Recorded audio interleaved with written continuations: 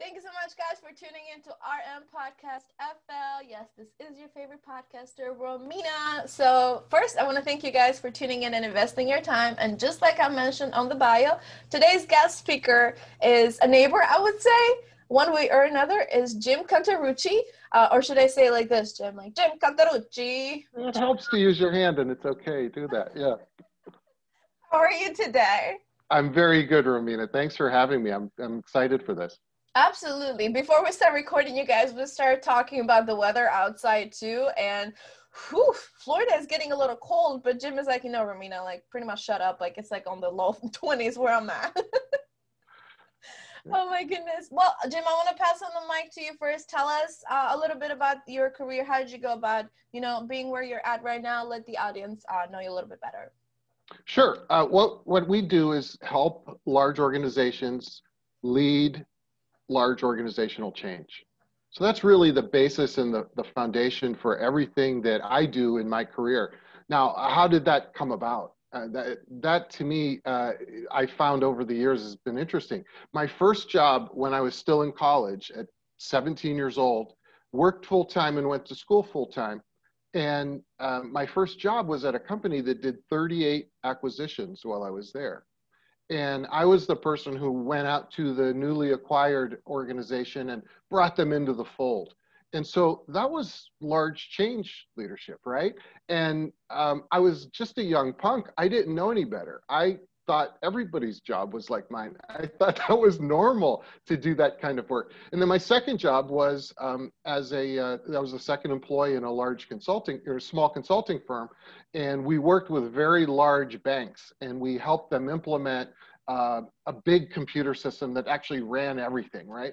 And so again, large organizational change. And I didn't know any better. I was too naive to know that this was a skill, that this was a unique specialty, that not everybody did this at work. I really thought all my friends did the same thing. I didn't know any better. And then that second job, being the second employee, I caught that bug. I knew from that moment, I would never have a real job again, and I would have to do something on my own. I got that entrepreneurial sense from that. And so as that naivete started to wear off and I realized that not everybody knows how to do this, then that thing I was going to do on my own was to teach the skill, write about it, speak about it, train people about it, model the behavior so that we do it well. Now, leading organizational change, I call it change leadership. A lot of people refer to this as change management. But I believe, I use the term change leadership exclusively because it really encompasses all of the skills and capabilities that you need as a leader to lead change well. And since change is happening all the time, obviously leadership becomes part of the puzzle. And you need all of those skills. I don't believe we can manage change. I think we actually, though, can lead through it. And that's really the key to being successful at doing that. So that's the foundation for what I do. I know you're familiar with my book, Personal Brilliance. I added innovation to the equation, if you think about it. Oftentimes I was leading change that was the result of some kind of innovation that the company was integrating in or introducing. And so the innovation equation was very important. And I took a little bit of a different slant on that. I wanted to look at how an individual can be innovative. And that's hence the title, Personal Brilliance. And so with those two things coming together, I work with leaders on basic leadership, not in any particular category, but it tends to gravitate towards the actual leadership of change. Something is happening within the organization. And how do you do that well? My goal is so that we don't go to work in a Dilbert cartoon. And that happens so often as a result of leading change poorly. So we want to do that better. We want to enhance the skill and be really good at it. It makes a difference for the thousands of people that are coming to work on any given Monday morning that we lead change well. It does everything with all the buzzwords around engagement, et cetera. And we really can damage those things if we don't do it well. So that's my life's passion and what I do. Kind of grew up with it. I didn't know any better that was a thing. And then I made it my life's work. Nice. Well, you've been doing this for years, and you've seen like corporates and businesses kind of, lead through change and make those transitions throughout the time. What would you say is like the biggest like external environmental factor that kind of messes up the corporate sometimes? Because I know you did touch base on innovation, but is there one or two other factors, external factors that you can be like, this always kind of like twist things around or kind of like leaves people, like, ooh, like a little scary at first? You mean around a change being introduced, or? Mm-hmm. Yeah, I think one of the key things is, let's see, how could we best describe it? The concept of expediency and Mm. wanting to do things quickly, wanting to do things fast. The testosterone-based planning that happens often, we have to get it done by the end of October. Why? And we forget about things like the quality of it and is it the right way to do it and so on. But we want to get it done so we can move on to the next thing. If we don't, the problem with that is we cut corners then. And we eliminate things like, quality and cost, the tripod, right? And then time, and because we're after time. And we think we won if we made it by October 31st, right? And we fire people if we don't. And so those people then tend to cut corners. And where do we cut corners? We cut corners on things that then allow us to adopt the change properly and integrate it into our being as workers, right? As we're in the company. And so what happens is, if you think about change, I see it as critical because it's tied to the strategy of the organization. So we go to a strategic retreat, we write all over the wall, and we determine that this is some things that we want to do. We create strategic objectives. Out of those strategic objectives come change initiatives, right? The things that I help you work on. If we, and then it's layered, right? So if I accomplish step one, then we are able to do step two and we can move our strategy forward. What tends to happen is we get so focused on getting things done and moving to the next step.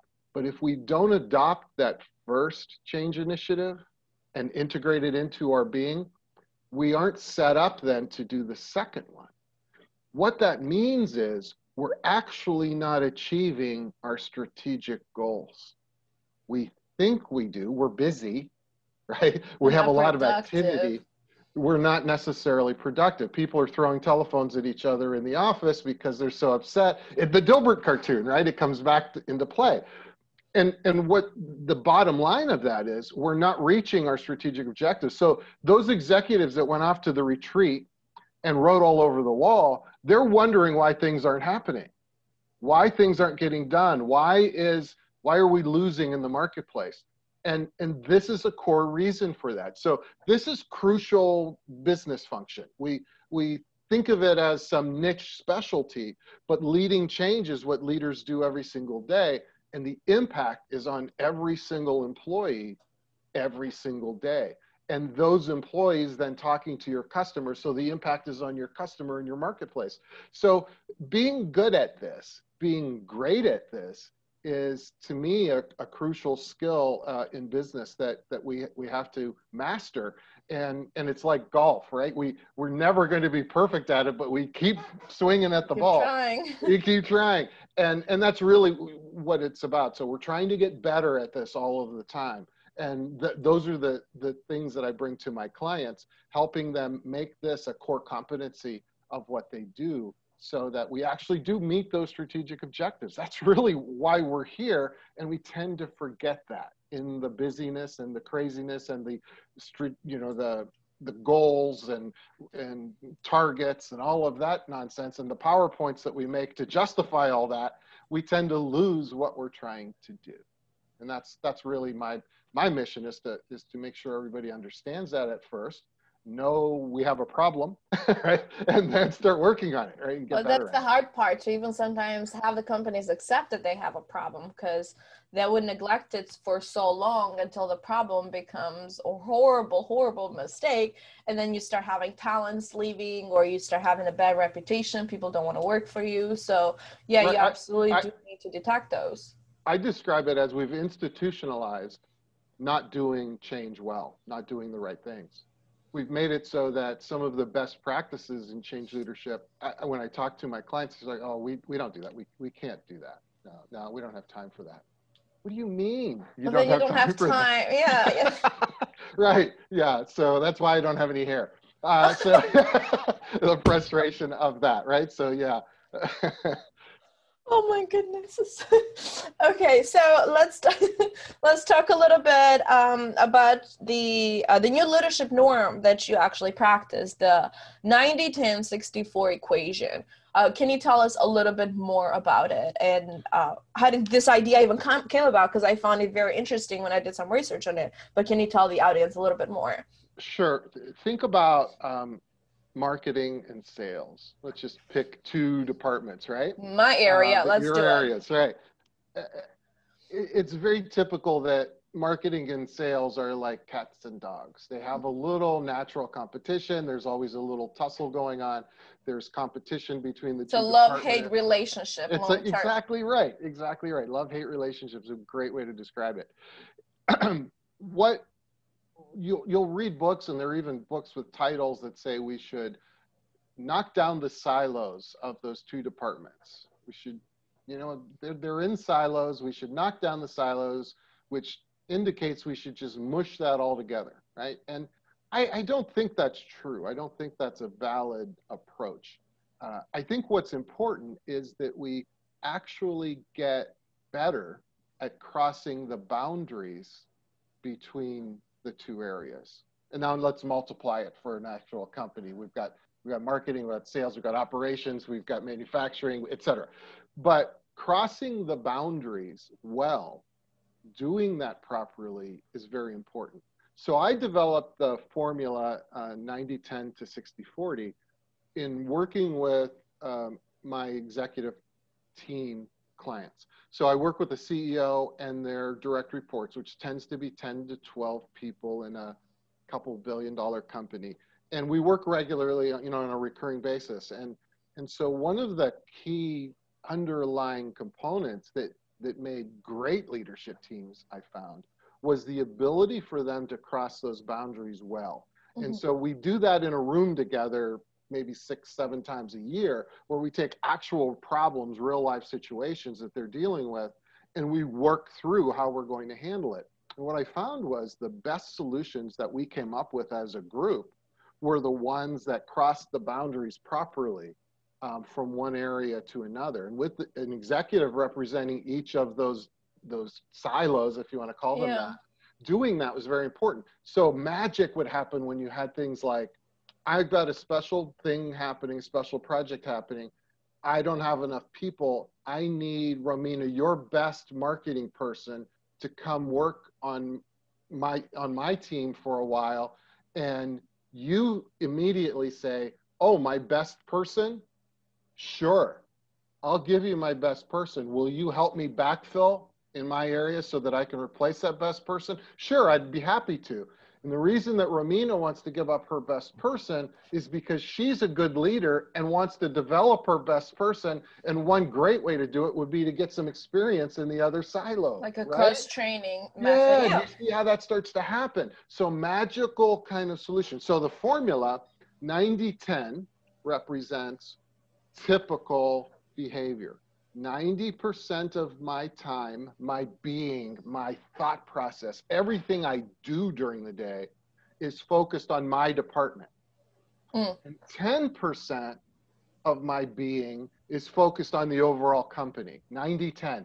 And some people tell me I'm being generous. It's more like 99-1, but 90-10 is pretty typical. We could settle on that and agree on that. So 90% of my time I'm working on my department, what I care about, sales, and you're working 90% of your time on marketing and 10% on the overall company. I have to go to this stupid meeting with Jim That's that working on the overall stuff like that, right? So what we want to do is, and again, an aspirational goal, it's not a tomorrow we flip the switch, Yeah. but we want to move from 90-10 to 60-40. To have that combo. Yes. So 60% of your being now working on your department. I don't want to go lower than that because you have to focus on your department, right? Your No, silo. correct. You have to make that hum. And then, but shift 40% of your time, you're being to the overall company. Now, here's interesting. I had one executive came to me 6 months after he heard this concept for the first time that day in that room where we talked about it. And he said, I went back that afternoon, gathered my team together and said, I am not going to be as available to you going forward.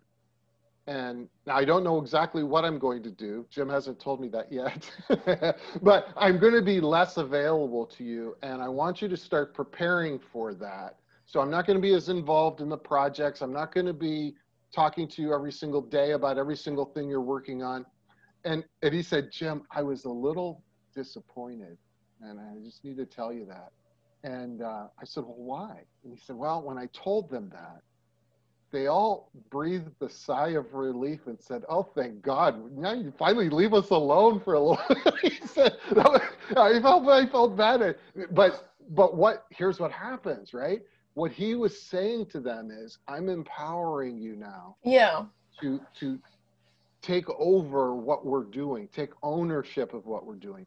I'm going to be doing some other, maybe bigger things. Now, that was at an executive level. He was the general manager, executive vice president, whatever you want to call it, of that silo, that function within the company. So you think that's, that makes sense. That's easy. He can be up in the clouds while we're doing the work, right?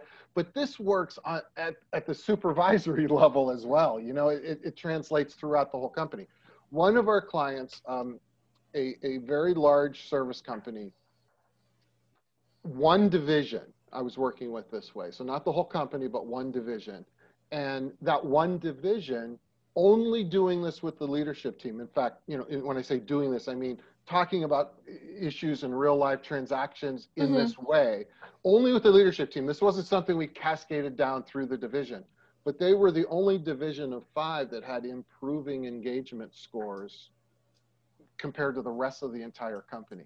And I didn't attribute it to this, but they attributed it to thinking in the 60-40 mindset.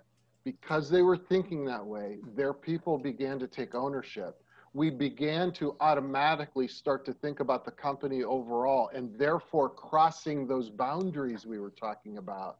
And that's where the opportunities lie. That's where the value lies. And so by doing that, it actually got people engaged more in their work and took ownership of what they were doing and became more purposeful. And they actually began meeting their strategic objectives because they made sense to them inherently because they were thinking this way. So that's what the equation's about. It sounds all math and magical. No, and it all completely that, makes sense. It moving completely to makes sense. 60-40 is transformational in your thinking and the way that you operate. So what I wrote down from what you were saying is, number 1, you add resources to the employee so they can make smarter decisions later on. So for example, marketing knows how sales work and sales knows how marketing work. Now we're going to learn how operation or production works. So this way we know exactly, how everything is synchronized with one another. Let's be careful. Let me, if you don't mind me interrupting, let's be careful here. We're not talking about simply cross-training. No, we're talking about the big idea to also understand which department does what and how it affects. Like, but here's how we do it. Intertwine of the business to run successful. Yeah, we don't do it in a training room, and this is an important concept for everybody to understand, so I want to be clear about it. We don't do it in a training room. We do it in a practical way, solving an actual problem. So I have a new client market concept I'm going with. I need to involve marketing in doing that. How we actually then work together to do that is where that learning that you're talking about comes from. Yeah. Where marketing begins to understand how sales works and vice versa, because they're actually working on a thing that's real together. It's not a simulation. It's not a training class. It's not a learn how to do the job. It's we're working on this problem together. You bring your expertise, I'll bring my expertise. We'll team up and we'll make this work. All of a sudden, we now understand each other, right? Yeah. Exactly. So But that's a subtle point, but important. Yeah, go ahead. well, so what I can kind of compare it to would be like a piloting thing. Let's say marketing launches this new campaign, and then they're going to have 10 people, let's say out of sales department, work on this. And this 10 people are going to work with production, so they can fully understand how increasement on this type of marketing will affect sales, will increase production. Let's see our ROI at the end of it. So it's everything connected, and then you can, out of the pilot, you can see the trial and errors, what you can do, and then not cross-train, but add those information to the rest of the field so they can make smarter decision.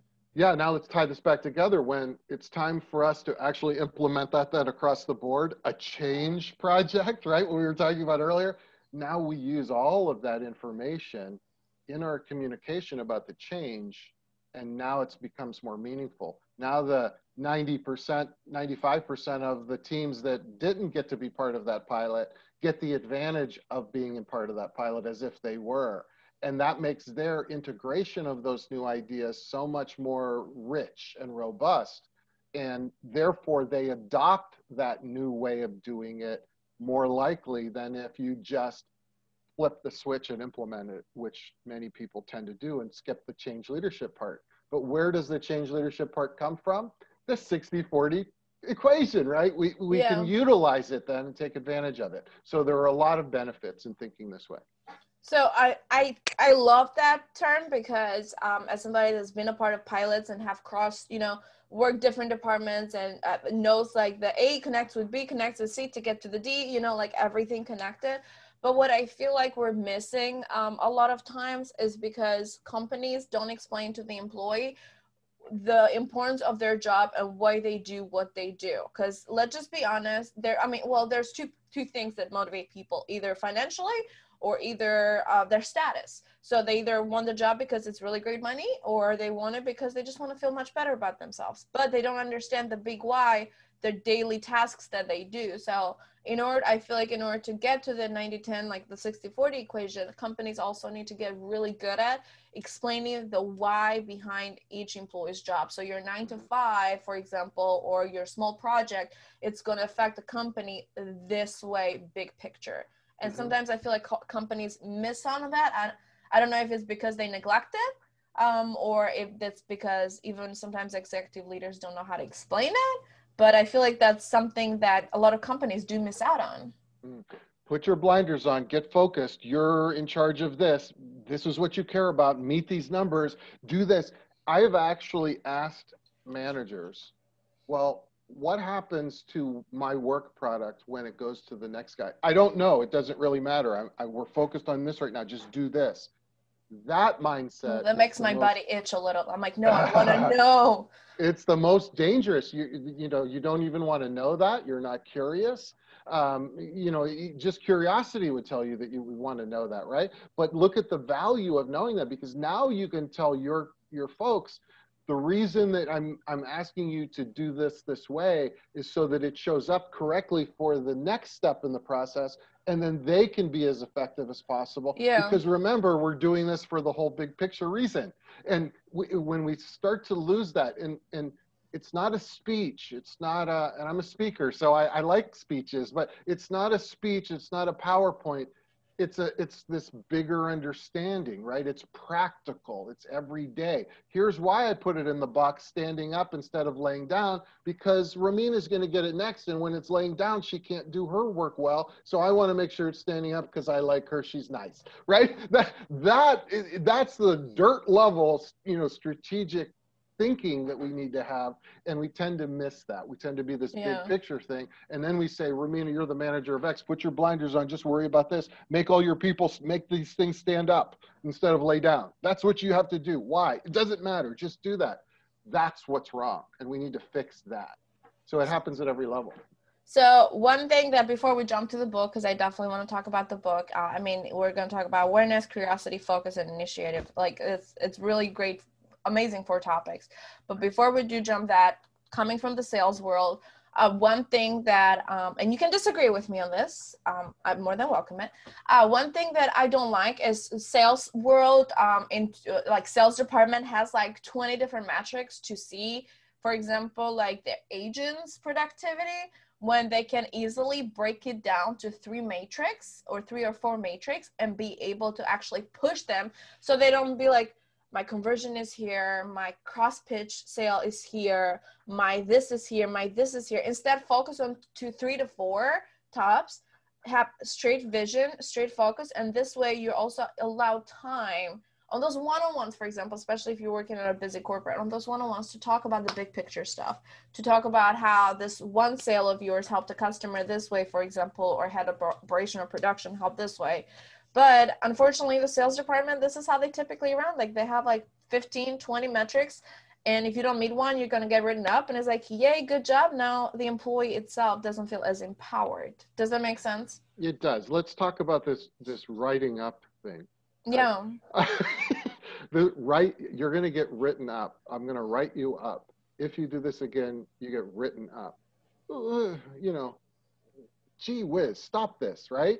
Here's why I'm so frustrated with that. Why do we have the metrics? And if we answer that question, it's very important. So to me, I think the reason for having the metrics is to identify an area where you, as the employee, may need some skill development. Yeah. So if we have a metrics about follow-up calls or time on a call, let's say in customer service, right? If we have a metric about that, the intention is not to get you in trouble and write you up if you don't meet the metric. The goal is to say, if you're not meeting the metric, let's understand why that is. Are you doing something that could be improved? Or did you come up with a better way that eliminates the need for that metrics in the first place, which often happens, by the way. And we ignore it because we have the metric. We write that person up for innovation. We've always done it like this. We cannot change it. Yeah. My best example comes from an old book about communication. It was the rule in the bank for the bank teller was that the bank teller had to use the customer's name when they talk to them. So you come in to do your deposit and I would say, oh God, that would hate me. Yeah, Ms. Romina, you know, blah, blah, blah, right? and I would use your name. So it's more friendly, it's more customer service. You know, we learned that in some seminar somewhere, right? So they observed one woman who was a bank teller and she was one of their best, most experienced tellers. And she always broke the rule. You know, she didn't always use the person's name. And so they did the study of her with the clipboard and watched her work and all of that to see why she was so bad at this. And then they finally asked her and she said, well, I know my customers very well. And I know that if it's near lunchtime and there's a big crowd, that I want to move them through the line as fast as possible. And so for some of my customers, if I use their name, they will then stop and talk and chat with me more, and it will take longer for the transaction. If it's 3 o'clock in the afternoon, I use their name. If it's noon, I don't. I'm strategic about how I do that because I care about the bigger picture, which is good customer service, not having people stand in line. They were about the metrics, use the customer's name every time, no matter what. Instead, she was thinking about the big picture and doing the right thing, and they would have written her up for that, whatever that means. They would have done that to her, treating her as if she did something wrong, when she's the best employee you could ever want to have. Because she's thinking about the strategy of the organization, right? The big picture. We have to ask the why question more often, you know, multiple times, because we're often doing these things for the wrong reason. And I understand we're moving fast and we want to shortcut lingo, right? We want the language. We can just shortcut. Did you hit your customer service number, matrix 13? Yes or no? Yes, quick. No, write you up. You know, it's again, what we said earlier, the biggest downfall is this expediency, this wanting to move fast, this illusion of speed. Is the problem. When it also comes to write-up, something that I did for a corporate that I worked last year, a couple years ago, whenever it came to the write-up, because I would love to just write up any agents for sales. And again, I come from a sales world. I am motivated by the money and I'm motivated by my status. So mine is kind of aligned. But I noticed that the higher management would write up pretty much every agent whenever they'd miss it. So I went to the VP of sales and I was like, I don't think it's fair for agents to be written up. I think we agents should have the right to also write up the managers and executive leaders when they don't do their thing. That was not welcome very much. I will tell you that. It was not a very welcome conversation. But what ended up happening, because of the conversation, sparked a lot of changes towards allowing, you know, the agents to have that 90-day trial for improvement in order before they get written up. So if that one uncomfortable conversation allows other agents, I feel like also any agents out there, executive leaders, if you feel like something is not working good with your, you know, the type of management, how it's written, raise your voice, please. Give a mistake, say something. Yeah, what that did, that your example did, was it forced leaders to do what leaders should be doing automatically. So leaders should automatically, the why of the matrix, metric, was to teach people to be better at their job. Absolutely. So now we, instead of writing you up, which is just a silly concept, but the writing up issue is, no, that's an indicator that we need to do some engagement and some learning and some teaching and listening. That's what a leader should be doing anyway. Especially if you see a trend within the team that everybody's like lacking into that. Especially if you see a trend, that's not automatically like we need to help the agent. So they weren't doing what they were doing because they were so busy writing things down, writing up things. Instead of leading, right? And so that's, you know, that's the shift. So it gets down to just asking simple, I call them stupid questions. I have a stupid question. There is no stupid question. Well, there are actually stupid questions, but I'm kind of joking with quotes around it. I have a stupid question, which is a question that gets to the heart of the matter. And that's what you were doing. You were asking a question that got to the heart of the matter, right? And I love when you say that. I have a stupid question. So it's kind of like, okay, like I'm turning into funny, but pay attention because I'm about to ask something very serious too. Exactly. So it's a perfect way to start that. I have a stupid question. I've been looking and doing some research. Yeah, it's not stupid. Right, You've been put thought. Oh my goodness. Okay, so let's talk a little bit about the book. Number one, Personal Brilliance is an amazing book, you guys. I want to highlight Brian Tracy wrote this, okay? You're a potential genius, and this book shows you how to unlock your creativity in ways that you never thought possible. Solve my problem, overcome my obstacles, achieve my goals. So again, that was Brian Tracy giving the recommendation regarding personal brilliance. Number one, you shared a story with me about Brian Tracy. Please share that with the audience. I will shut up now. Please do that. That's a funny story. Well, I am a professional speaker, and my industry association is called the National Speakers Association.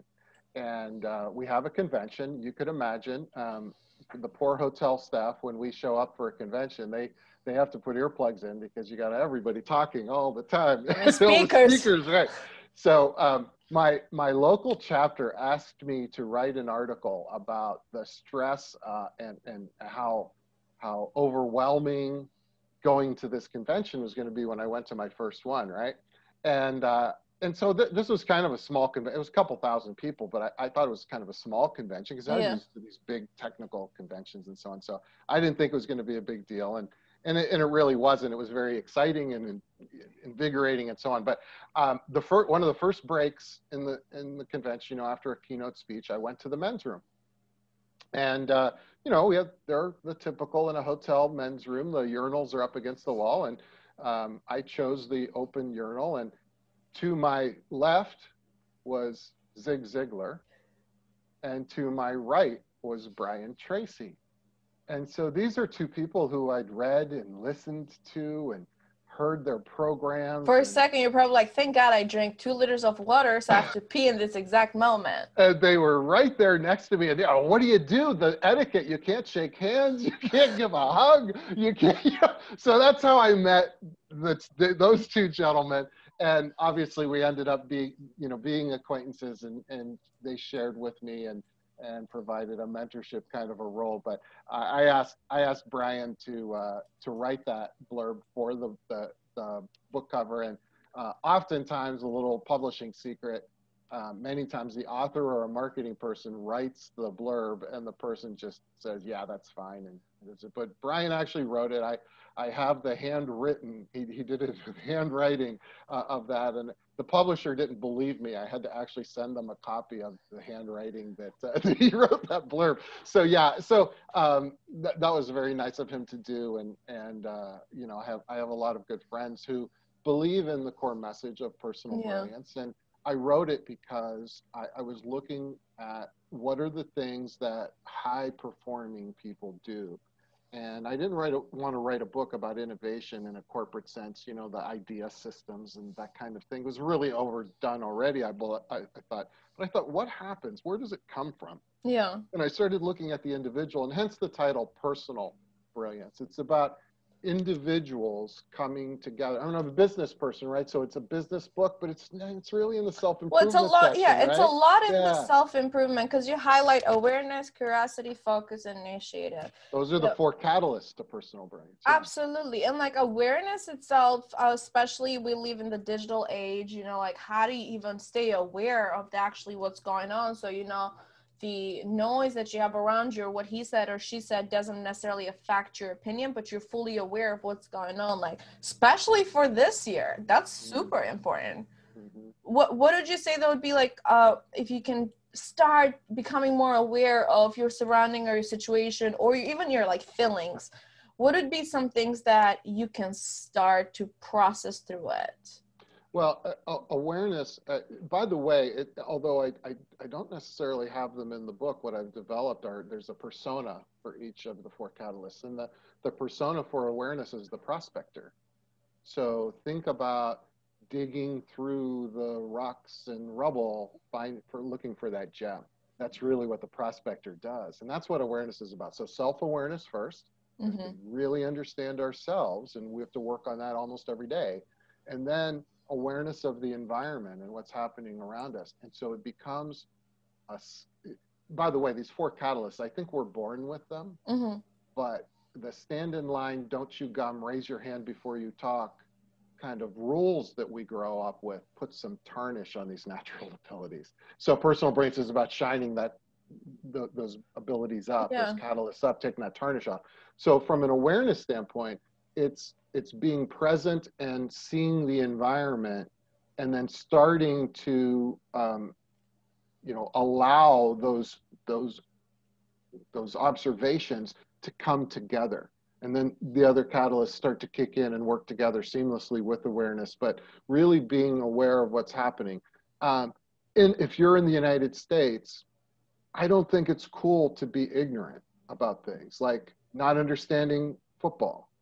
It's not okay, right? It's not a cool thing. Not understanding current music that's out there, or you don't have to like it, but you have to be aware of it. Know the ABCs and stay in touch with it. Yeah, not necessarily be the expert on that area. But... Yeah, I don't have to be a user of TikTok and create TikTok videos to know that it exists, right? And but that you know it's addicting. It's a thing, and and that people are, you know, are using it and in conversation. That's how you stay relevant all the time. It's that awareness of what's happening. Now, do you internalize that? Do I become frantic and say, oh, now I have to learn TikTok and I have to use it? No, calm down a little bit, but just being aware of it and using that as the guide and understanding. And my wife always jokes with me because I'll tell her something and she said, how do you know that? And I said, I don't know, I just know things, right?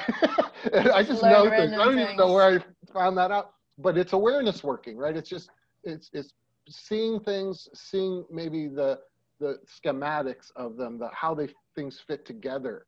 So that gets along with curiosity, because you got to stay curious and have to have that student mentality and that open mentality to learn new stuff or to stay aware of what the heck is going on in the world or in your city.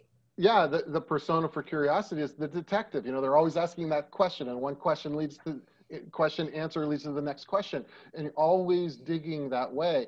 And remember that manager we were talking about, when you ask them, how does it work in the next station over? I don't know. I don't know. I'm just worried about putting that box the way it needs to be, right? How could you not be curious? you know, and again, as a little kid, a 3-year-old, why, right? Come on, why, mom, why? Yes, yes. How do we lose that, right? Let's get that back. Yeah. Asking those questions, always being curious, digging into an area that you're not familiar with, being interested and engaged in things, and asking questions. That makes us more interesting as people too, right? Yeah. You know, if I'm asking you about you, you're interested in talking about you, and we have a good conversation as a result, and vice versa. Now you start asking questions, right? That's what a podcast is. So curiosity to me is key, and boy, life is boring without it. I mean, we're also talking about curiosity, guys, not being a creep. That's two different things. Let's just make sure we separate those two. Because sometimes I understand, and that's where, you know, personal development or books such as Personal Brilliance will come handy, so you can maybe see that guideline between like how to stay curious, the type of questions that you can ask to show curiosity, not in a stalkerish, creepy way.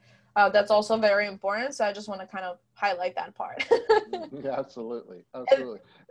And I think, you know, from a curiosity standpoint, there's a sense of wonder, but there's, you know, obviously, but there's also a sense of doubt. You know, why does that work that way? I don't think that's the right way. So you're not necessarily questioning, but you're just like, but why? Like, I just want to know the logic behind it. Yes. So having a good, you know, strong sense of doubt is a good thing too. And so it's not all fairy tale. It's, you know, so that's you not taking all the information as it is, but you actually wanting to know the behinds of it. Right. Critical thinking for sure. Yeah, absolutely. And then let's talk a little bit about focus. I think more than ever, we kind of need focus nowadays. What can we do towards like maybe exercises that we can start staying focused, or maybe if we lose focus, like a recalibration of our mind that we need to do? Like, what would you suggest for somebody to get back to maybe not 100% focus, but if they drop to like 40, maybe get to like 60 or 70%? Yeah. So we'll dance around your question a little bit as always. We can't help ourselves, right? But let's define focus. I think oftentimes we think of focus as turn the phone off, close the door, don't bother me, I'm focusing now.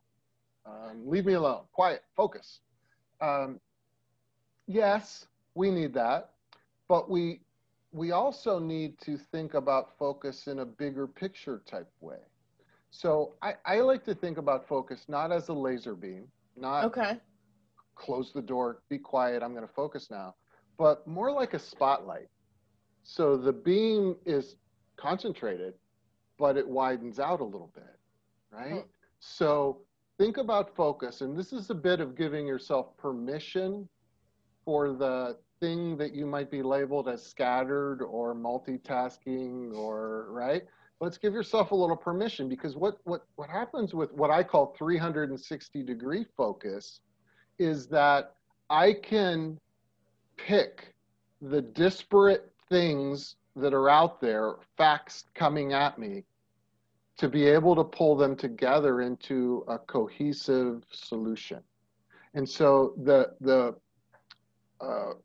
persona for focus is the chief executive. You know, they might be in a meeting at 9 o'clock and another meeting at 2 o'clock in the afternoon and negate what they said at 9 o'clock because, you know, it says back to back to back to back. How do they do it? Well, they take all these disparate pieces of information that are flying at them, like happens to all of us with our phones, et cetera. And they're able to pick and choose those pieces of information and pull them together in a way that's important. So if I'm laser beam focused, I miss all that. And I don't want to miss all that. That's important. So let's give ourselves permission a little bit to not be laser beam focused. But we have to think about it like a camera lens, where we could telephoto in and then wide angle out. And so the answer to your question finally is we could practice that. So for a period of time, seconds, minute, zero in with a telephoto lens on the microphone that you have pinned to your sweater, from a visual standpoint right now, because we're in a video place as well. You folks that are only on audio, we're doing this video as well. But I can focus on that for a period of time while you're talking, right? But now I'm going to wide angle out, and I'm going to see the things that are hanging on your office wall while you're talking as well. We train our brain that way, right? And so that in and out is what we need to successfully maneuver through life. Training ourselves on that, like we would train ourselves to do, 5 more push-ups or run an extra little distance in our running goals. It's the same kind of thing. It's a muscle that we want to exercise from a focus standpoint.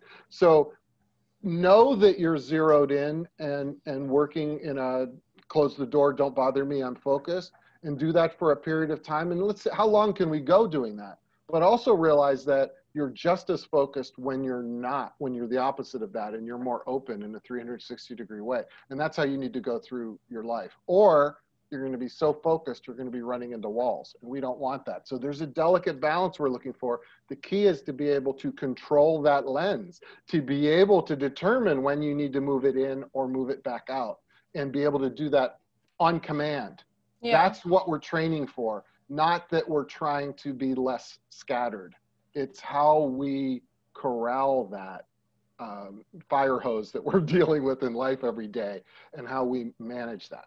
That's the important piece. So I want to kind of break it down. So we stay, focus on, like, let's say, stay with that exercise. Focus on my mic, and then you zoom out to see what else is around it. So now we're talking about curiosity. Be curious what's around it. We talk about these things one at a time, but they do work together seamlessly. And awareness, so you're aware, like, hey, Romina has books there. She probably reads. Maybe I should talk to her about reading. Be curious. What's the last book that you read? And that's how you get to that next and next and next. So you can focus on one thing, but zoom out a little bit. I mean, that example that you brought up, it's perfect because those, like we mentioned earlier, these 4 things are intertwined with one another. And this example is more than, more than out there. Yeah, my background, you see a grizzly bear and you see Mount Denali in a picture. You might ask me a question about that, and we're going to get to know each other better. And you'll also know maybe where I'm coming from on a particular point by digging into that. If you miss that... I actually been looking at the stamp behind you, and I'm really curious. It's been a minute I've been looking at the stamp. The stamp? On your left. Since we're talking about surrounding. It's like a rubber stamp behind you, or like a paper stamp. Oh, that? Yeah. That's hold on. I noticed that earlier, and I was just curious. See, my curiosity. It's an innovation award. Oh, it's a light bulb. Oh, okay. Well, it looked like a little, like one of the old-fashioned stamps from. Yeah, exactly. Let's see what it is. It's a light bulb. Nice. This was an award I gave out to a board of directors that I had when I was president of an association for their great ideas. So, yeah. Nice. Yeah. Well, like I said on the bio, he is an award winner, you guys. Like, I wasn't lying. There you go. I love it. Oh my goodness. Okay, and then. But that's 360-degree focus. You got it. Yeah, and then initiate. Foreign moment. It's okay, you listeners. Just bear with me. Initiative. There you go. Initiative. That's Perfect. What I said. Yes. Yes. Well, we have awareness, curiosity, and focus. We pretty much have a good idea as a result. Now, so what becomes the question? And initiative is necessary to actually put that idea into action and make things happen. So the persona for initiative is the action hero. It's somebody who actually gets things done. And you need initiative as well, just to work the process, right? To develop these catalysts and to get that tarnish off of them, right? So you need initiative for that, but you also need to get things done. Here's the key from a business standpoint. We need all 4 of these catalysts to work together seamlessly. Now, one catalyst might be stronger for me, and one might be stronger for you. So if we now work together, and yes, you're asking questions that... Going back to the 60-40. Yeah, you ask questions that enhance curiosity, and I'm going to be saying, when do we start? What's the first step? I'm the action hero, right? And we start working together, and we have a focus person and an awareness person. I do a training program where I do videos, and then it's a self-coaching process where they work in teams across a corporate departments, right? And they're teams of four, one representing each of the four catalysts. And we do an exercise where you have to go at a problem, solve a problem from only one of the catalysts, your awareness, and you have to do awareness. And it's very frustrating because it's hard to do. And then we flip it and say, okay, you can be whatever one you want to solve the problem. And you start to see the seamless nature of how these things are intertwined. It's the core of our life, and being an interesting, innovative, I'll call it brilliant person, comes from those catalysts working together. So bringing those together into your life, into your being, and what you do brings that level of success that you're looking for. So I wrote the book, so I can say this, Romina, you're brilliant, right? So there you go. Yeah, exactly. So we all have this. So it's something that we could be working on constantly, and that's why the book lasts a long time, has been out for a while, and people still use it every day. And we talk about it a lot. So nice. Core to our life. And for you guys, I'll attach the information where you can find the book. It is on Amazon and bookstores. If you're feeling lazy and not typing it up on the show notes, because I know some of my audience are lazy listeners. They just want to tap things away. But also, don't forget, you guys, now we're doing video on top of audio. So wherever you get your podcast juice from, go ahead and give us a 5-star and a short review. If you're from Apple, if you're video, Jim just showed us the book, and you can also go on YouTube and our website to see our pretty faces too during this interview, because we got really pretty for this one. I'm just gonna say one of us at least. So. Hey, you know what? Both of us. Madai. I'm doing the hand, you guys. Yes, Jim is Italian, and I'm Albanian, so it's perfect neighbors. Yeah, exactly. Oh my goodness. I feel like we covered some really, really great things on this episode, honestly. The 90-10, 60-40 equation, we did talk about the personal brilliance, awareness, curiosity, focus, and initiative, and we talked about how to help and empower employees towards knowing the big picture and knowing what's going on behind corporate, instead of having that, like skip, like forget left, see straight. Like, no, you need to see like that 360 vision. I think we covered a lot more than what I initiated in this interview, but I love it because I feel like every second it's information. And I would advise you listeners to maybe listen to this and also get a hold of Jim, which I'll attach the information. But Jim, I'm sure you have all of this happening, but I'm sure you're probably not just sitting there not doing nothing new. What's a new and exciting project that you're working on that you would like to share with us? Well, Romina, a ways back, I wrote a book, a large book, 10-pounder, called Change Project Management, The Next Step. And it's the methodology for leading change that I share with my clients. But one thing I wasn't able to do at that time when I wrote that was to provide tools, automation to do that. So one of the things that we've done is created a new company called Constituent Hub. And we developed software that automates that process of leading change properly. So it's a big enterprise tool for large companies to use, but it works that process in a relational database kind of a way, so that we're tailoring messages, we're working through the change methodology. And so it's a change in and of itself for an organization to shift how they actually do this, so that they're more likely to do those right things that we talked about. And so Constituent Hub is software as a service. And the reason that it's available is because technology has allowed us to do it. We don't have to have big buildings and boxes of software the old days. So little old me, computer with the size of a room. Yeah, exactly. Little old me can create a solution like that. And so that's what Constituent Hub's about. And we hope to change the way we lead change with Constituent Hub. So that's what we're up to. So software development, even though I'm not a techie, that's what we're doing right now. What's the website for it if somebody wants to try a demo or learn more? Sure, it's simply constituenthub.com, Constituent Hub. Constituent replaces that word we tend to use called stakeholder. Yeah. I like constituent better because it implies that we owe them something, we're taking care of them, and we care for them. And so we call them constituents. And so Constituent Hub is where we do that work of leading change. So the website's got a lot of resource there. You could learn a lot more about that, and see what we're about and what we're doing there. Perfect. And I'll attach that information for you guys as well. Now, I know we're getting to the end of the episode.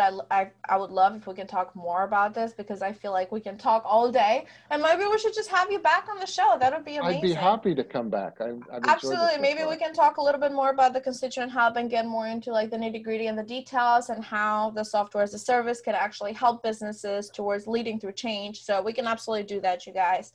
But my last question here, I'm really intrigued to know this one too.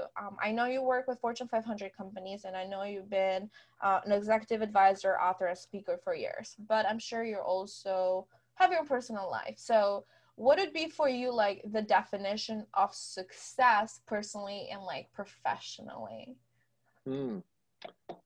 Success definition is an interesting topic, and one that I spent some time thinking about, because I've had to ask and help people with this question. Here's my definition, and I find it's a bit unique, at least the way I word it. I believe that success is measured by the number of choices that you have available to you. So if we break that down a little bit, if I do something today that allows me to have more choices tomorrow, that's successful. So if I can choose where I live, if I can choose what work I do, if you want to get materialistic, if I could choose what car I want to drive, that's success. Now, if you are just as successful as I am if you drive a subcompact, tiny, little, cheap car as I am if I drive some Rolls Royce or something, right? You can be just as successful as I am. Your success is based on the fact that you had the choice of what car you were going to drive, and you chose that one. So it's not a compare the neighbors to each other kind of a measurement. I like that. It's a measure of what choices you have available to you. And if you choose to stay home with your dog, and you have the ability to do that, and you have that choice, that's success. If you choose to run a multinational company, that's your choice, and therefore you're successful. So it makes it very individualistic and allows us to take that pressure away, but also allows us to be motivated to move forward and keep creating the scenarios where we have more choice. So choice to me is the definition of success.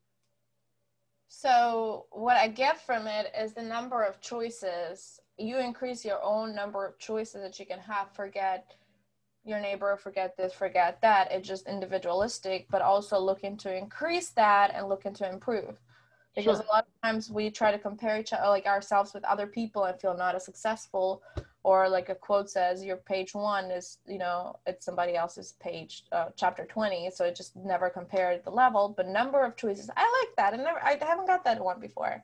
Yeah. And if you choose to have a career and ignore your family, yeah, are you more successful than somebody who chooses to figure out a way to do both and maybe doesn't have the same level of job? Maybe person B is more successful than person A. How we look at it from the outside, right?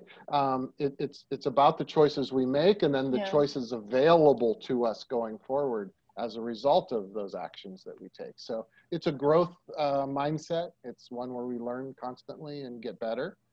But it's not comparing the Joneses and how big your house is. There you go, sales brain, Jones effect. Exactly. Right away, clicked in my head. Yeah. Oh my goodness, Jim, where can our audience connect with you? On LinkedIn website, can you please tell us a little bit more? I have 2 websites. Basically, we already mentioned constituenthub.com, which is all about the system, but also just my name, jimcanterucci.com. It's where I talk about the 90-10-60-40 concept. A lot of my writing is there. And also, as a leader, your audience can join me on Saturday mornings. I write every Saturday morning an email for leaders based on me talking to other leaders and sharing the lessons and bringing that together. And we talk a lot about the 60-40 concept and how you can implement it there. And I picked Saturday morning because we often are taking care of everybody all week long, and then we come into work on Saturday morning to get our stuff done. I like to kick you off at 6 in the morning with a message about that. So you can get that at jimcanterucci.com and sign up. It's obviously free, and a lot of back and forth and conversation happens there. I love it. And then I have to mention something from Jim's website, you guys, on his blogs. It typically has also like the article, the one thing for you to do for the week. So if you think you're just going to read the article and just take the information and just continue about your day, no, like he leaves you with a little homework too, which is really good. So this way you can kind of hold yourself accountable to be like, okay, I read this, but also now I have to take action on it. So that way it gets completed as a lesson one way or another. That initiative part, right? We need that catalyst too. Exactly.